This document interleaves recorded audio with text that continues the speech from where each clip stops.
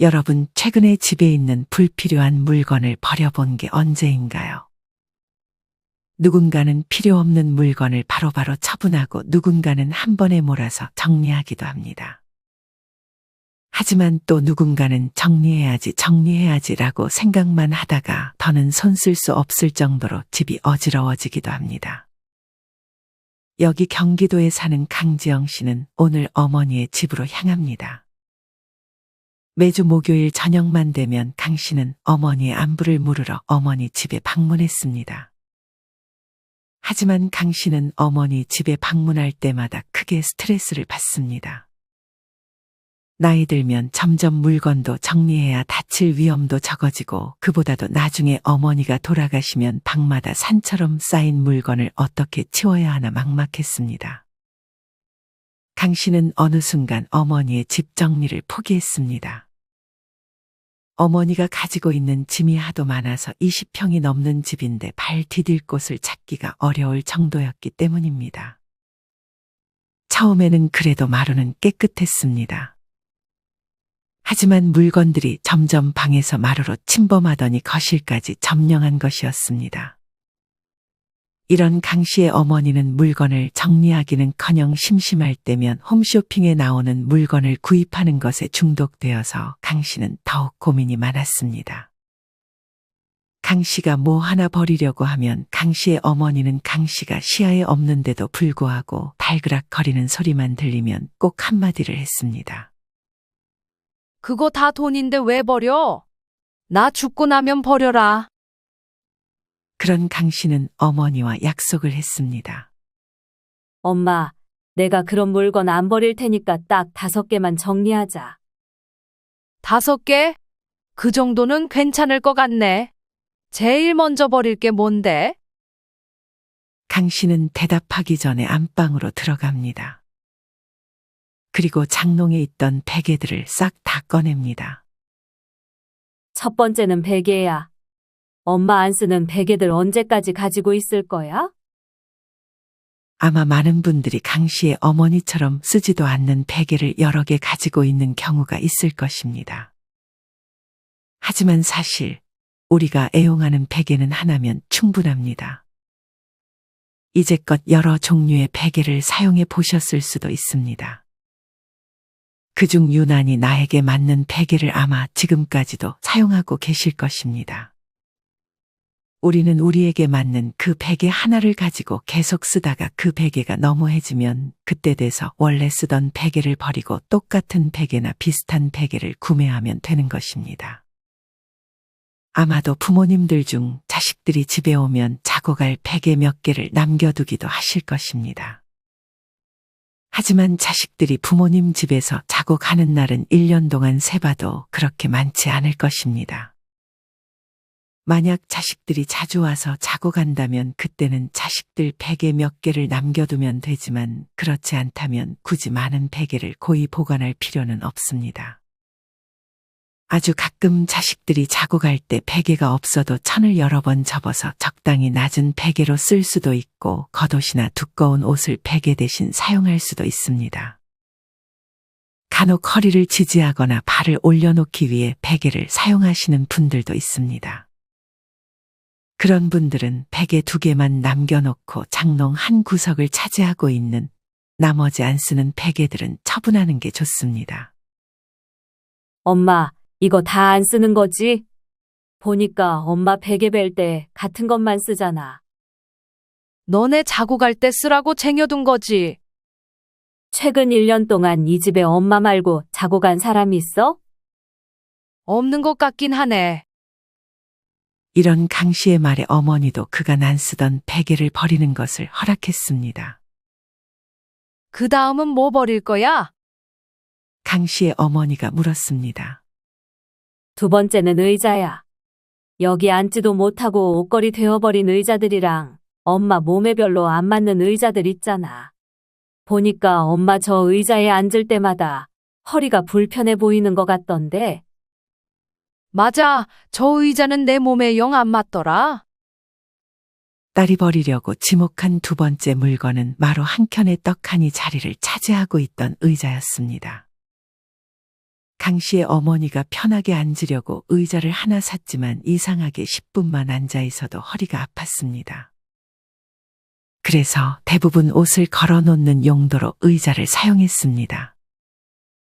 의자는 그냥 버리기 아까우니까 내가 당근마켓에 먼저 올려볼게. 그 돈은 엄마 줄게. 대신 그 돈으로 다른 의자 사지 마. 오래 앉아 있는 건 안 좋기도 하고.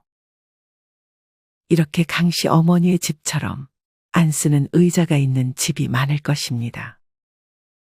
뭔가 앉기에는 불편하고 그렇다고 그냥 버리기는 아까운 대표적인 물건이 의자가 아닐까 합니다. 예전에 세계보건기구에서 의자병을 경고했던 적이 있었습니다. 앉아서 생활하는 것이 흡연보다 위험하다는 연구 결과와 함께 오래 살려면 의자부터 치우라고 말하기도 했습니다. 2017년에 보건복지부 통계에 따르면 우리나라 국민의 56.6%는 하루 평균 8시간 이상 앉아서 생활하는 것으로 나타났는데 이 가운데 12시간 이상 앉아 있는 사람은 21%에 달했다고 합니다. 당연히 집에 있는 시간이 긴 은퇴자나 노인분들은 앉아 있는 시간이 많을 수밖에 없습니다. 물론 하루 종일 서 있을 수는 없겠지만 그래도 서 있고 움직이는 시간을 인위적으로 늘리는 것이 좋습니다. 그리고 앉아 있더라도 허리나 목, 어깨가 불편하지 않은 나에게 맞는 의자를 골라야 합니다. 그런 의자가 아니라면 어차피 자리만 차지하기 때문에 부피가 결코 작지 않은 의자의 처분을 고려해 보는 것이 좋습니다. 앞서 강 씨처럼 의자의 경우 그냥 버리는 것보다 중고로 먼저 팔거나 팔 수 없는 너무해진 의자라면 동사무소에서 대형 폐기물 스티커를 받아서 처분할 수 있습니다. 아직도 3개나 남았어? 이제 그만하면 안 돼? 안 돼. 약속은 약속이잖아. 그럼 3번째는 뭐야? 3번째는 지금 엄마가 서 있는 매트야. 이 매트 왜? 이건 좀 아까운데. 이거 언제 산 거야? 글쎄, 기억 안 날 정도로 오래되긴 했어. 엄마 저번에 여기서 몇 번 넘어지지 않았어? 나도 한 번 미끄러졌는데 나이 들수록 넘어지는 거 진짜 조심해야 하는 거 알지? 이 미끄러운 매트 당장 치워버리자. 대신 미끄럼 방지 매트로 내가 하나 사줄게. 절대 새 거 사지 말라더니 웬일이야? 그래도 필요한 건 사야지. 무조건 버리기만 하는 것보다는 엄마 나이에 맞게 하나하나 바꿔주는 게 좋은 것 같아. 강 씨가 고른 3번째 물건은 바로 매트였습니다. 특히나 다른 곳보다 욕실만큼은 미끄럼 방지 매트를 구비해 주는 것이 좋습니다. 아마 욕실에서 샤워를 마치고 나오는 순간 발을 잘못 헛디뎌 미끄러질 뻔한 기억이 한 번쯤은 있으실 것입니다. 한국소비자원에 따르면 고령자 안전사고 중 가장 많이 발생한 사고가 바로 낙상사고인데 여기서 눈여겨봐야 할 것은 높은 곳에서 떨어지는 것보다도 미끄러지면서 넘어지는 사고가 대부분이었다는 사실입니다. 다른 곳보다 화장실은 물기가 항상 있기 때문에 제일 미끄러지기 쉬운 장소이기도 합니다.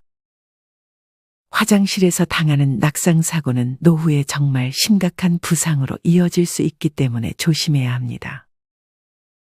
나이가 들수록 아무래도 신체의 노화로 균형을 잡기 어려워 미끄러지기 쉽습니다.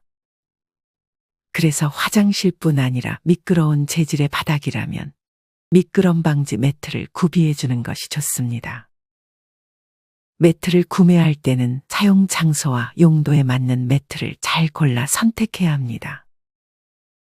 그렇게 강 씨는 매트까지 복도에 내쳐놓았습니다. 강 씨의 어머니는 강 씨가 치우는 것을 보기만 했는데도 지치는 느낌이었습니다. 그만큼 오랫동안 버리는 것에 익숙치 않았기에 마음이 편치 않았습니다. 강 씨는 그럼에도 단호하게 다음 버릴 물건이 있는 위치로 성큼성큼 발걸음을 옮겼습니다. 엄마 이제 뭐 버릴지 안 물어봐? 아이고, 지친다. 그래서 4번째는 뭘 버릴 건데? 4번째는 바로 강 씨는 대답 없이 발꿈치를 들어 올려 주방 벽장 높은 곳에 있는 접시와 컵들을 꺼냈습니다. 높은 곳에 올려져 있던 접시와 컵에는 강 씨의 예상대로 먼지가 수북히 쌓여 있었습니다. 엄마 이것들 잘 안 쓰게 되지 않아? 먼지 쌓인 것 좀 봐. 그리고 이렇게 높은 곳에 있는 접시들 꺼내려다가 다치기라도 하면 어쩌려고. 강 씨의 어머니가 보기에 따른 도사였습니다. 실제로 강 씨의 어머니는 그 높은 곳에 올려져 있는 접시들과 컵들을 최근 1년간 써본 기억이 없었습니다. 강 씨는 이 중에서 깨진 것은 버리고 쓸만한 것은 깨끗이 씻어 미루지 않고 바로 사진을 찍어 당근마켓에 올렸습니다. 접시가 꽤 이뻐서 금방 누군가 연락이 올 것 같았습니다. 아니나 다를까 사진을 찍어 올린 지 10분도 채 되지 않아 누군가에게서 접시를 사겠다는 연락이 왔습니다. 집도 바로 이 근처라 강 씨는 접시를 들고 약속한 장소로 갔습니다. 이렇게 아주 쉽게 강 씨는 물건을 처분하면서 돈까지 벌 수 있었습니다. 이처럼 아마 대부분의 집에 안 쓰는 접시나 컵이 여러 개 있을 것입니다. 항상 쓰던 것만 쓰고 뒤쪽에 놓여 있는 컵들은 거의 손 대지 않는 경우가 많습니다. 이것보다 중요한 것은 나이 들수록 높은 곳에는 물건을 채우지 않고 그냥 비워두는 것입니다. 간혹 공간이 없어 높은 곳에 물건을 보관하기도 하지만 자칫 높은 곳에 있는 물건을 꺼내려다 큰 사고를 당할 수 있기 때문에 그런 위험 요소를 아예 제거하는 것이 좋습니다. 강 씨가 접시를 팔고 받은 돈을 건네받자 강 씨의 어머니는 다시 기분이 좋아졌습니다. 물건 처분하는 것도 나름 할만하네. 마지막은 뭐야? 그치? 처음 하는 게 어려운 거라니까. 엄마한테도 당근마켓에 올리는 법 알려줄 테니까 나중에는 엄마 스스로 한번 해봐. 그러면서 강 씨는 마지막 5번째 버릴 물건을 찾기 위해 두리번거렸습니다. 그렇게 찾다가 강 씨의 눈에 들어온 것은 이것저것 약들이 한꺼번에 모여있던 약상자였습니다. 엄마 저번에도 약 먹었는지 안 먹었는지 헷갈려 하지 않았어? 사실 오늘도 그랬어. 내가 점심에 약을 먹었나 안 먹었나 긴가민가 하더라고. 그게 자꾸 헷갈리지 뭐야.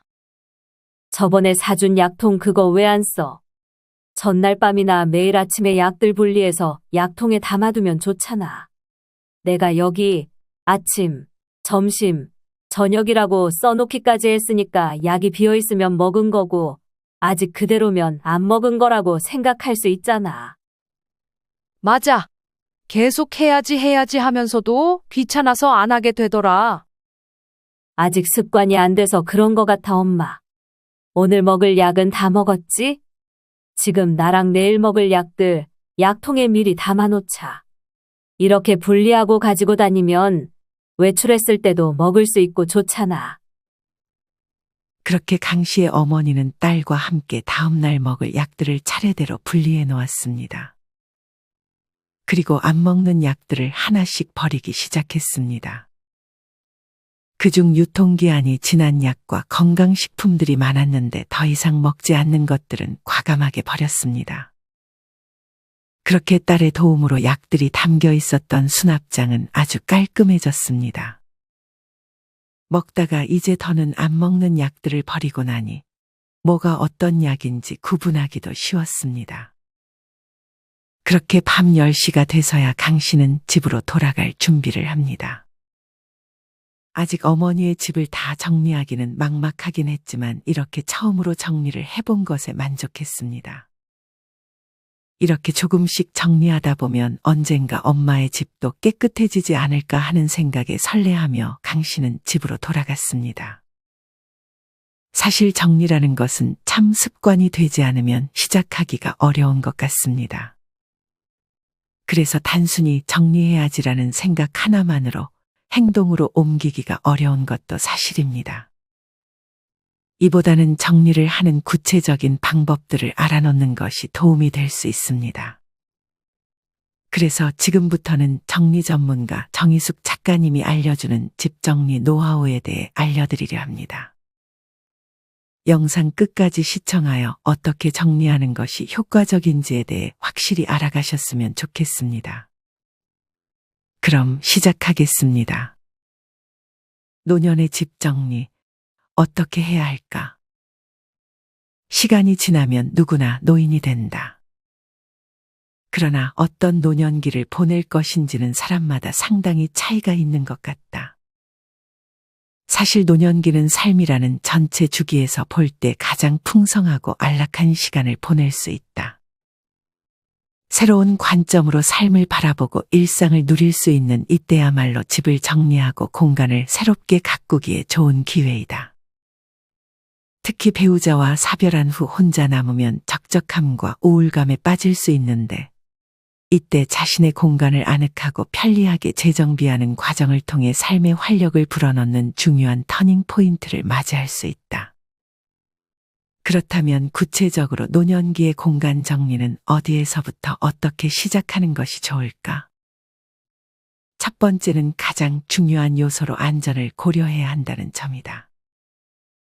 노년기는 노화로 인한 신체적 민감도와 기능 저하로 종종 위험한 상황에 놓일 수 있다.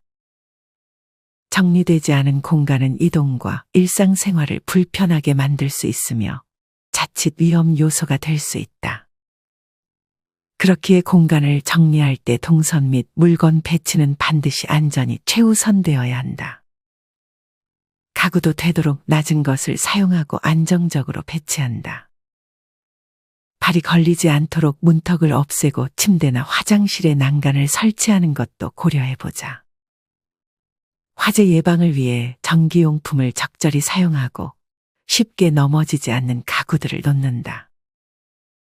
이 시기 집 정리의 목표는 노후에도 독립적으로 생활하는 것이다.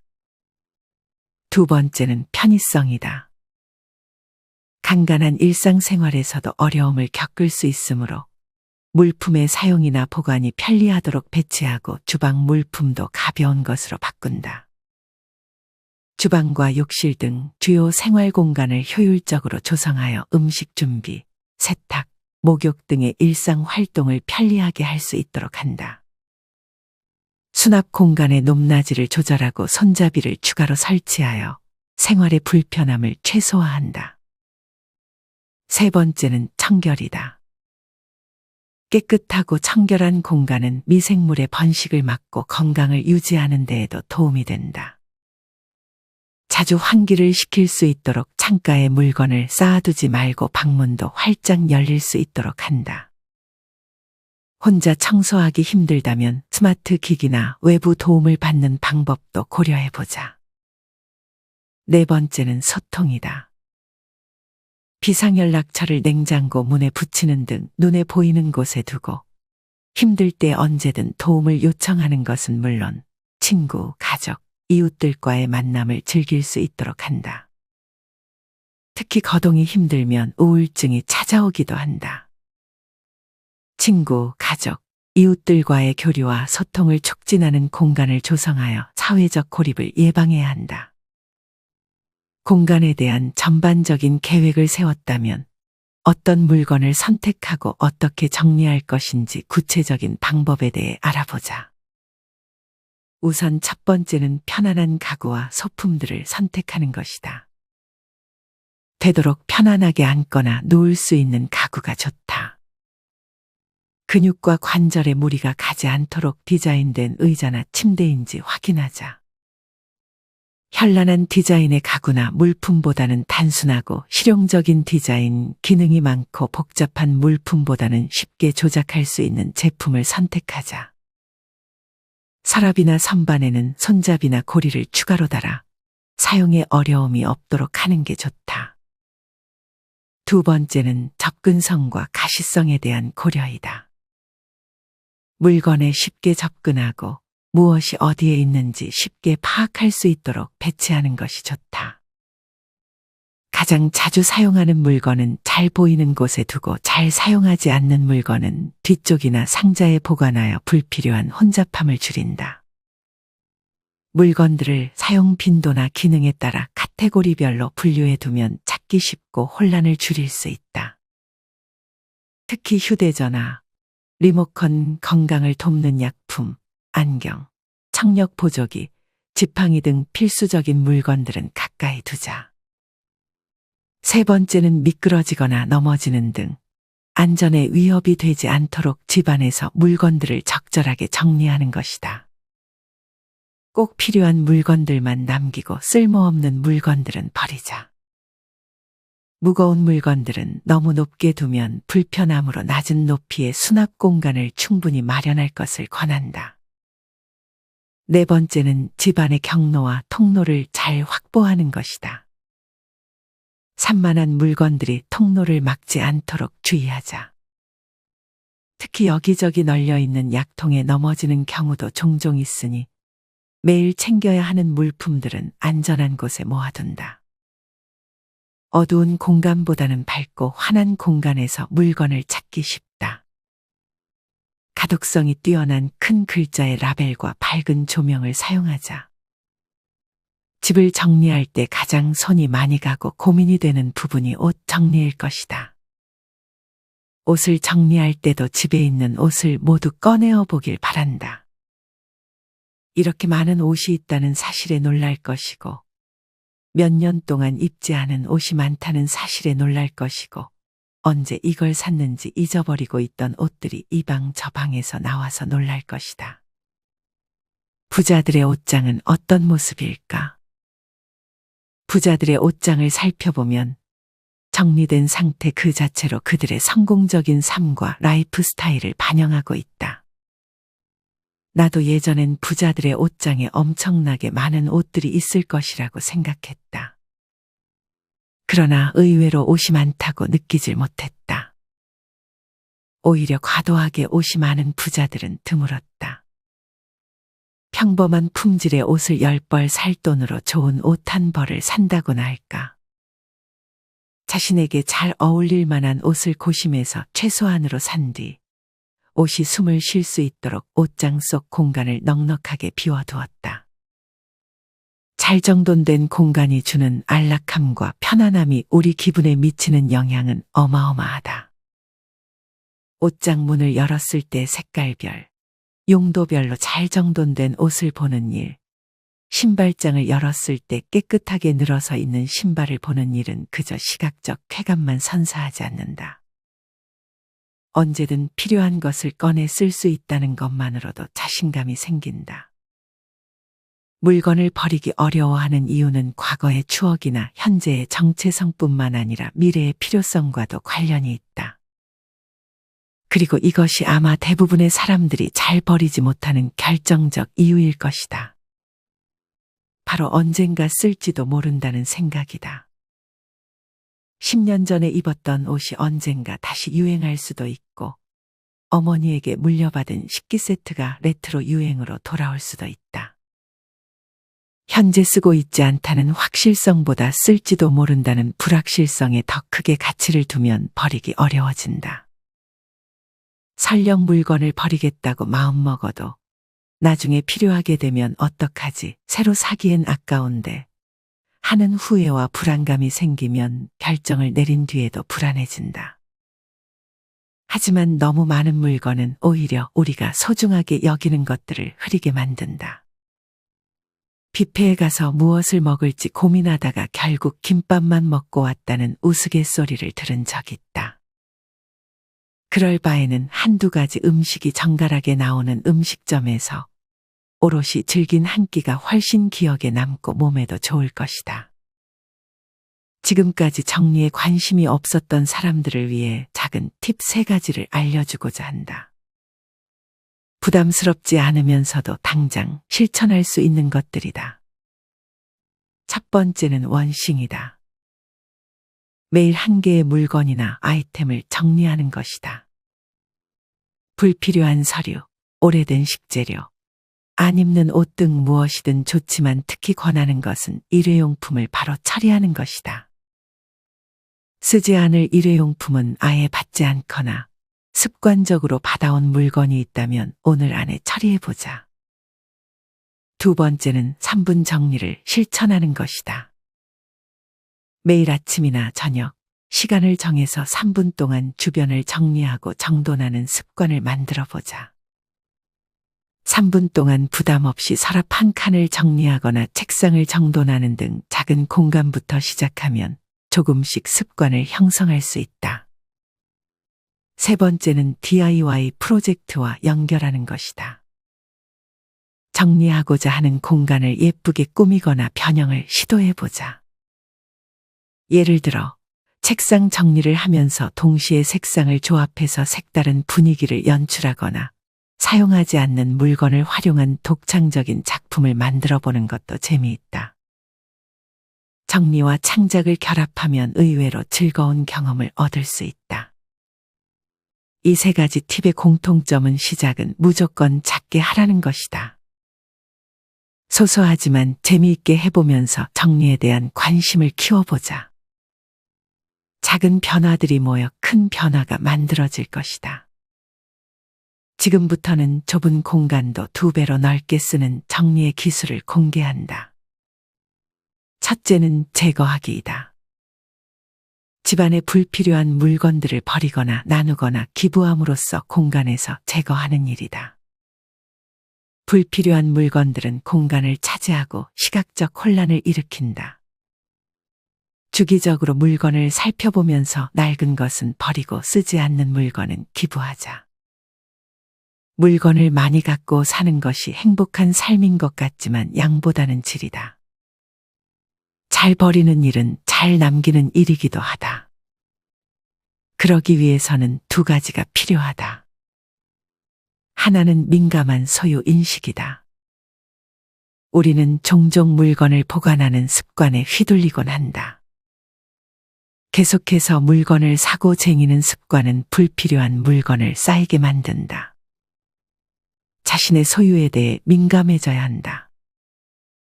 실제로 사용하거나 가치를 느끼는 물건들을 구별하고 그 외의 물건들을 정기적으로 검토하여 추가로 버리는 것이다. 또 하나는 지속 가능한 소비 습관의 형성이다. 불필요한 물건을 줄이기 위해서는 새로운 물건을 구매하는 습관 또한 조절해야 한다. 중요한 것은 물건의 품질을 우선시하는 것이다. 품질이 좋은 제품은 오래 사용할 수 있으며 물건을 자주 교체하지 않아도 된다. 둘째는 수직과 수평 공간 활용하기이다. 방, 주방, 거실 같은 정해진 공간 외의 벽과 천장 등 수직과 수평의 공간을 활용하는 것이다. 벽에 선반을 부착하거나 간단한 훅을 이용하여 물건을 걸어두자. 수평적인 공간을 활용하는 법은 창문틀이나 천장에 서스펜디드 쉘프를 설치하는 것이다. 화분이나 장식품을 매달면 공간을 활용하면서도 아름다운 인테리어 요소로 활용된다. 침대 아래 공간을 활용하거나 행거를 확장하고 선반과 수납장을 설치하는 것도 고려해 볼 만하다. 그러나 수납을 많이 하기 위해 벽이나 천장을 이용하는 것은 피하는 게 좋다. 여러 번 강조하지만 물건의 양이 공간의 한계를 넘어서면 집은 금세 창고가 된다. 공간을 정리함으로써 생기는 이익은 한두 가지가 아니다. 우선 당장 이사 비용이 들지 않는다. 4인 가구의 이사비가 평균 200만 원 정도라고 보면 정리를 하는 것만으로도 이 돈이 절약되는 셈이다. 게다가 불필요한 물건을 구입하지 않고 기존에 가지고 있던 물건들을 효율적으로 활용하게 되어 생활비 자체가 눈에 띌 정도로 크게 줄어든다. 물건마다 정해진 공간이 있으니 수납용품을 새로 살 이유도 없어진다. 물건의 재고 파악이 쉬워져 같은 물건을 몇 개씩 사는 일도 없다. 의류는 물론 가전제품이나 가구도 깨끗하게 관리해서 쓰기 때문에 수리나 교체 비용도 줄어든다. 우리가 일상에서 가장 오래 머무르는 동시에 가장 중요하게 여기는 공간은 어디일까? 바로 집이다. 집은 모든 여정의 출발점이자 도착점이다. 세상에 나아가 정신없이 바쁜 하루를 보내고 집으로 돌아와 편안한 공간에서의 안식을 누리며 다음 날의 에너지를 충전한다. 집에서 우리는 일상을 누리고 소중한 순간을 보낸다. 집이라는 안식처는 나답게 있을 수 있는 유일한 곳이기에 편안하게 숨 쉬며 온전한 자아를 느끼는 보금자리이다. 인생길을 더욱 감미롭고 빛나게 만드는 곳이기에 집에서 보내는 소중한 순간과 경험을 우선순위 뒤로 밀쳐내어서는 안 된다. 노년기는 지혜로움과 편안함을 추구하는 시기이다. 누군가는 먼지가 쌓이고 유통기한이 지난 물건들을 껴안고 살아가는 동안 누군가는 불필요한 물건을 덜어내고 소중하고 의미 있는 물건으로 공간을 가꾸며 몸도 마음도 홀가분하게 살아간다. 아이들이 언제 올지 모르니 그대로 남겨두자는 생각은 과감히 버리고 온전히 부부의 공간으로 꾸리자. 배우자 없이 혼자 살게 될 경우에도 자신을 중심에 두고 집 정리를 하면 편안하고 안전한 공간에서 휴식과 추억을 즐기는 데 도움이 된다. 삶의 아름다운 마무리를 생각하며 짐을 줄이는 것이 좋다. 여러분, 만약 자식들이 여러분의 집을 마지막으로 정리할 때 어떤 상태로 보여지길 원하시나요? 어떤 분의 시어머니는 80대부터 쓸 사람이 있으면 주고 싶다며 물건들을 정리하다 99세에 돌아가신 뒤 며느리가 짐을 정리하는데 최소한의 물건밖에 남아있지 않았다며 그런 시어머니를 보며 감탄했다는 글을 본 적이 있습니다. 이처럼 정리에 늦은 나이는 없는 것 같습니다. 여러분에게는 지금이 제일 빠른 시기입니다. 오늘의 영상을 다시 한번 보며 아주 작게나마 그동안 미뤄왔던 집 정리를 시작해보는 것은 어떨까요? 이상으로 오늘의 영상을 마치겠습니다.